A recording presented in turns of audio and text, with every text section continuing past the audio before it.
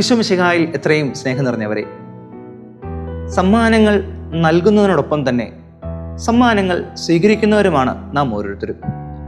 എന്നാൽ സ്വീകരിച്ച എല്ലാ സമ്മാനങ്ങളും ഇപ്പോൾ നമ്മുടെ കൈവശമുണ്ടോ? ജീവിതയാത്രയിൽ പലതും അറിഞ്ഞോ അറിയാതെയോ നാം ഉപേക്ഷിച്ചിട്ടുണ്ടായിരിക്കാം. ഒന്നെങ്കിൽ ആ സമ്മാനങ്ങൾ കൊണ്ട് നമുക്ക് ആവശ്യമില്ലാത്തതുകൊണ്ടായിരിക്കാം, അല്ലെങ്കിൽ ആ സമ്മാനത്തിനോ ആ സമ്മാനം നൽകിയ ആളിനോ നാം വില കൽപ്പിക്കാത്തതുകൊണ്ടായിരിക്കാം. പ്രിയരെ, ഇന്ന് പെന്തക്കോസ്ത തിരുനാൾ. പഴയ നിയമപ്രകാരം ദൈവം കൽപ്പിച്ച 3 പ്രധാന തിരുനാളുകളിലെ ഒരു പ്രധാന തിരുനാളാണ് പെന്തക്കോസ്ത തിരുനാൾ.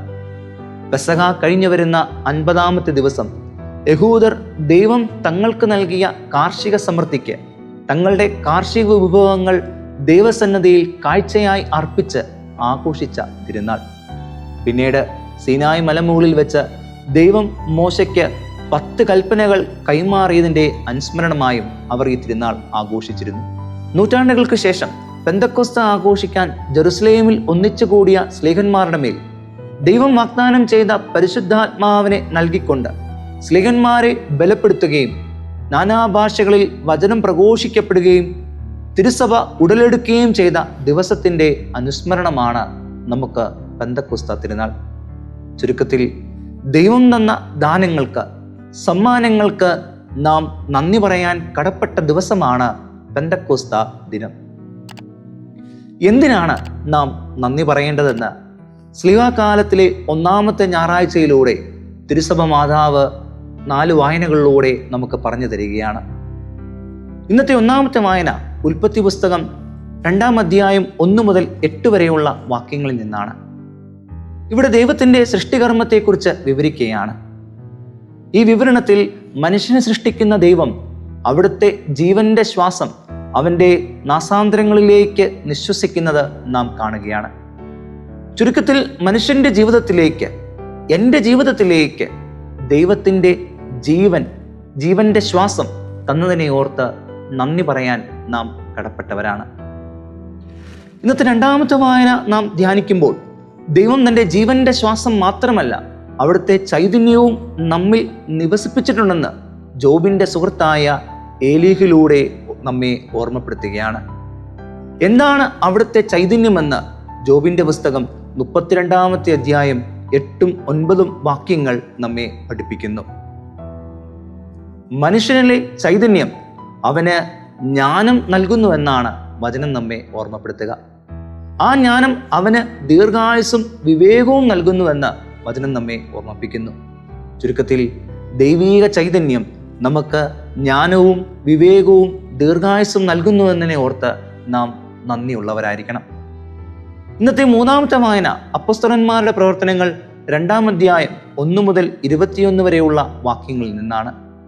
ജെറുസലേമിൽ ഒരുമിച്ച് കൂടിയ സ്ലീഹന്മാരുടെ മേൽ പരിശുദ്ധാത്മാവ് നിറയുകയും തുടർന്ന് അവർ വിവിധ ഭാഷകളിൽ സംസാരിക്കുകയും കർത്താവിൻ്റെ വചനം പ്രഘോഷിക്കുകയും ചെയ്യുന്നത് നാം ഇവിടെ കാണുന്നു. കർത്താവ് തൻ്റെ വാഗ്ദാനങ്ങളിൽ വിശ്വസ്തനാണെന്ന് ഒരിക്കൽ കൂടി നമ്മെ ഓർമ്മപ്പെടുത്തുകയാണ് ഈ തിരുവചന ഭാഗങ്ങളിലൂടെ. അവിടുത്തെ വാഗ്ദാനമായ പരിശുദ്ധാത്മാവിനെ നമുക്ക് നൽകിയതിനെ ഓർത്ത് നമ്മൾ നന്ദി പറയാൻ കടപ്പെട്ടവരാണ്. ഇന്നത്തെ സുവിശേഷം വിശുദ്ധ യോഹന്നാൻ ശ്ലീഹ അറിയിച്ച സുവിശേഷം 20-ാം അധ്യായം 1 മുതൽ 8 വരെയുള്ള വാക്യങ്ങളിൽ നിന്നാണ്.